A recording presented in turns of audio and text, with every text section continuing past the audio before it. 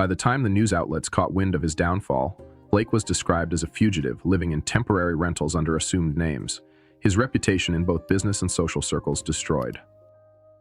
Troy didn't celebrate any of it. Sitting in his home office late at night, he would sometimes think about how easily he could have let his anger dictate every step, how tempting it had been to crush them purely out of revenge. But this was never about spite. It had always been about balance, ensuring that those who had destroyed others for their own gain finally faced consequences.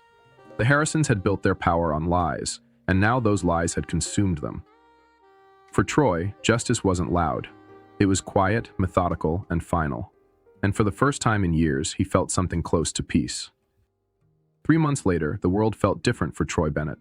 On a warm Saturday afternoon, he stood on the porch, leaning against the wooden railing as he watched Connor and Madison chase each other across the backyard.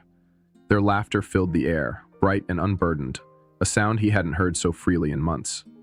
They didn't understand the full scope of what had happened, the legal battles, the threats, or the quiet war he had waged to protect them. All they knew was that their father had fought for them, and that was enough.